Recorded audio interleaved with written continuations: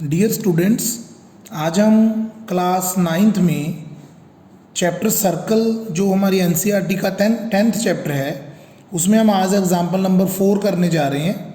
Last video में हमने example number 3 तक कंप्लीट कर लिया था। आज हम एग्जाम्पल नंबर 4 देखते हैं कि इसमें क्या करना है हमने। ABCD is a cyclic quadrilateral. अब ABCD एक साइक्लिक क्वाड्रिलेटरल है in which AC and BD are its diagonals. आपको पता है कि जो ऑपोजिट वर्टेक्स को हम ज्वाइन करते हैं वो डायगोनल्स होते हैं।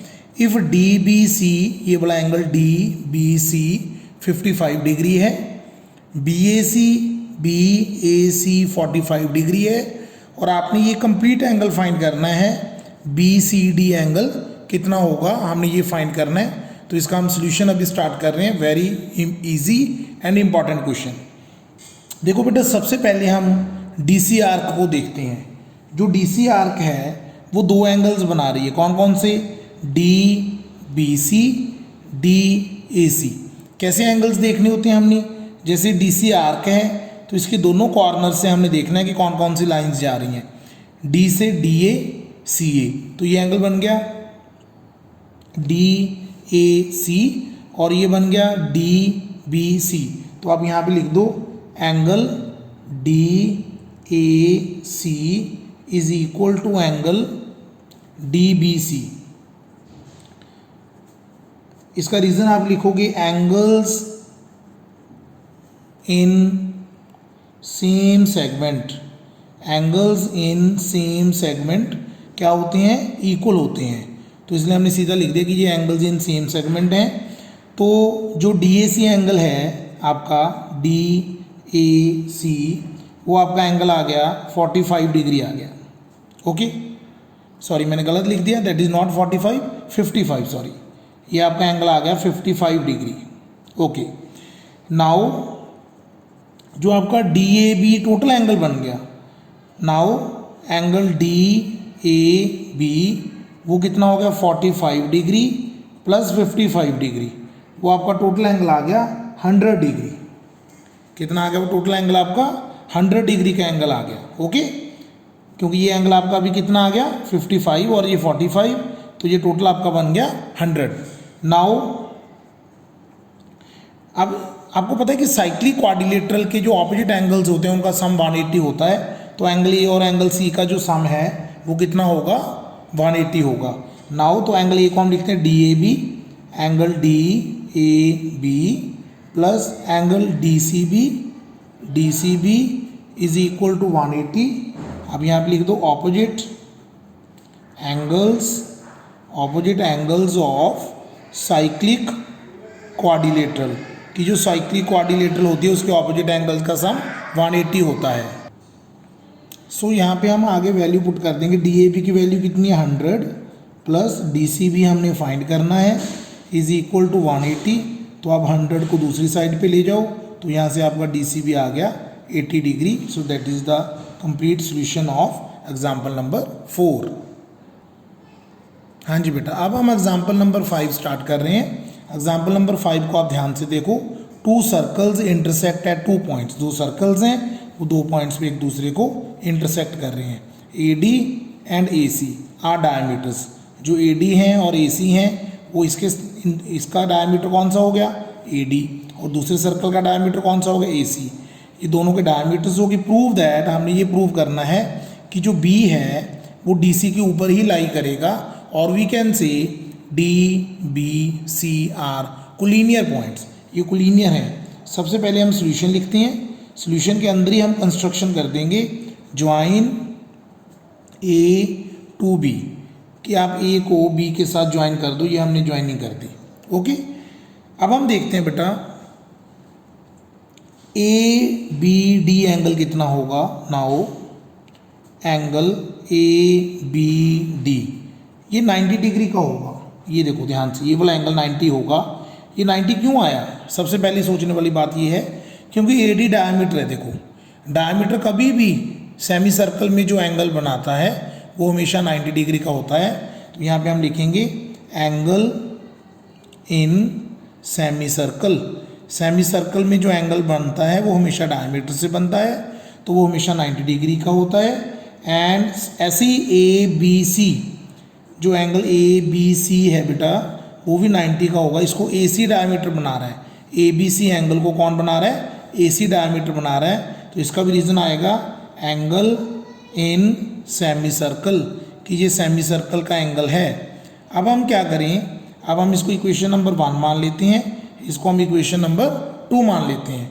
अब आप इन दोनों इक्वेशंस को ऐड कर दो, ऐड इक्वेशन 1 एंड 2। ऐड करने का क्या मेथड होता है कि जो लेफ्ट हैंड साइड है वो लेफ्ट हैंड साइड में ऐड होगी, जो राइट हैंड साइड है वो राइट हैंड साइड में ऐड होगी। तो इसका मतलब angle A B D, we can say this implies angle A B D plus angle A B C, ये आपका 180 हो गया। अब ध्यान से देखो, A B D A B C, अगर दो एंगल्स का सम 180 है, इट फॉर्म्स लीनियर पेयर। इसका मतलब जो ये एंगल्स हैं ये लीनियर पेयर बना रहे हैं। This implies D B C is a line, तो ये एक लाइन होगी। So B lies on D C. बस ये चीज़ आपने लास्ट में ध्यान से समझनी है कि जब आपने A B D A B C इन दोनों एंगल्स का सम आपने 180 डिग्री कर दिया, तो इसका मतलब ये एक लीनियर पेयर हो गया। क्योंकि अगर एक स्ट्रेट लाइन के ऊपर दो एंगल्स होते हैं उनका सम ही 180 हो सकता है। तो A B D and A B C का सम 180 हो गया। इसका मतलब डी बी सी एक स्ट्रेट लाइन होगी, तो B lies on D C. So that is the proof of example number 5। इसके बाद हम एग्जाम्पल नंबर 6 करने जा रहे हैं। That's very important for examination point of view. Paper में आने के मैक्सिमम चांसेस रहते हैं। इसकी फिगर कई बार बच्चे आप जब ड्रॉ करते हो थोड़ा सा कंफ्यूज हो जाते हो, तो इसकी थोड़ी सी आपको प्रैक्टिस करनी चाहिए। Prove that the quadrilateral formed by the internal angle bisectors of any quadrilateral is cyclic. इसका मतलब क्या है कि ए बी सी डी आपके पास एक साइक्लिक क्वाड्रिलेटरल है। साइक्लिक क्वाड्रिलेटरल के जो एंगल्स हैं जैसे ए बी सी डी, तो इनके जो एंगल बाइसेक्टर्स हैं जैसे ए एच इस एंगल को बाइसेक्ट कर रहा है, बी एफ वो इस एंगल को बाइसेक्ट कर रहा है, सी एफ वो इस एंगल को बाइसेक्ट कर रहा है, डी एच वो इस एंगल को बाइसेक्ट कर रहा है। इसका मतलब क्या हुआ कि जो इनके बाइसेक्टर्स हैं वो एक क्वाड्रिलेटरल बना रहे हैं जिसका नाम है ई एफ जी एच। हमने ई एफ जी एच को भी साइक्लिक प्रूफ करना है। साइक्लिक का मतलब हमने ई एफ जी एच के ऑपोजिट एंगल्स का सम क्या प्रूफ करना है, 180 डिग्री। तो हम इसका क्या करते हैं, सोल्यूशन फाइंड करते हैं। अभी कैसे हम इसका सोल्यूशन करेंगे, सबसे पहले मैं A E B in triangle A E B, इस ट्राइंगल के ऊपर एंगल सम प्रॉपर्टी अप्लाई कर रहा हूँ। इसको आप मान लो एंगल 1 और इसको आप मान लो एंगल 2 और इसको आप लिख लो जो ई है इसको आप लिख लो एंगल 3। तो यहाँ पे मैं लिख रहा हूँ angle 1 plus angle 2 plus angle 3 is equal to 180 degree angle sum property. ये एंगल सम प्रॉपर्टी होगी। ओके, अब जो एंगल 1 है इसको मैं लिख सकता हूँ हाफ ऑफ एंगल ए। अब ये चीज़ आपको समझ आ गई होगी क्योंकि ये बाइसेक्टर है, तो जो एंगल 1 है वो एंगल ए का हाफ हो गया। जो एंगल 2 है that is half of angle B plus angle 3 is equal to 180 degree. तो यहाँ से हम एंगल 3 की अगर वैल्यू निकालें वो आएगी 180 degree minus half of angle A minus half of angle B. अब जो एंगल 3 है वो एंगल 4 के इक्वल होगा और इसको हम लिख सकते हैं angle 4 is equal to 180 minus angle A by 2 minus angle B by 2। और यहाँ पे आप रीज़न दोगे angle 3 is equal to angle 4, उसका रीज़न होगा वर्टिकली ऑपोजिट एंगल्स। ये वर्टिकली ऑपोजिट एंगल्स बन गए और आप इसको इक्वेशन नंबर मान लो 1। सिमिलरली अब हम इस साइड पे चलेंगे। यहाँ पे हम लिखेंगे एंगल 5, यहाँ पे हम लिखेंगे एंगल 6, यहाँ पे हम लिखेंगे एंगल 7 और इसके अंदर लिखेंगे एंगल 8।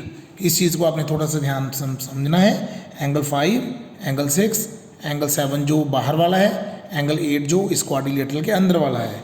अब हम क्या करेंगे, angle 5 plus angle 6 plus angle 7 वो आपका आ गया 180 angle sum property of triangle. और यहाँ से हम एंगल 5 को क्या लिख सकते हैं, half of angle D. Angle 6 को क्या लिख सकते हैं, half of angle C plus angle 7 को क्या लिख सकते हैं, एंगल 8 इज इक्वल टू 180। यहाँ पे रीज़न लिख दो, because angle 7 is equal to angle 8 vertically opposite angles. मैंने यहीं पे चेंज कर दिया। अब यहाँ से आप एंगल 8 की वैल्यू निकाल लो, 180 minus angle C/2 minus angle D/2। सो ये आपकी इक्वेशन नंबर आ गई 2। अब आप क्या करो, इन दोनों इक्वेशंस को ऐड कर दो। फर्स्ट और सेकंड इक्वेशन को ऐड करके देखते हैं हमारे पास क्या रिजल्ट आता है। When we will add equation number 1 and 2 we will get, left hand side हम लेफ्ट साइड पे ऐड कर देंगे, राइट साइड हम राइट साइड पे ऐड कर देंगे। तो हम लिखते हैं ऐड इक्वेशन 1 एंड 2। आप इसको अपने आप भी ऐड कर सकते हो। जब हम इक्वेशन 1 एंड 2 को ऐड करेंगे तो हमें क्या मिलेगा, angle 4 plus angle 8 is equal to 180 minus angle A/2 minus angle B/2। फिर क्या होगा यहाँ पे, plus 180 minus angle C/2 minus angle D/2। अब 180 प्लस 180 कितना हो गया, 360।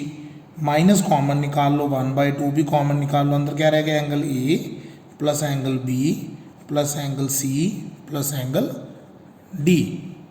आई थिंक आपको ये क्लियर होगा सब बच्चों को।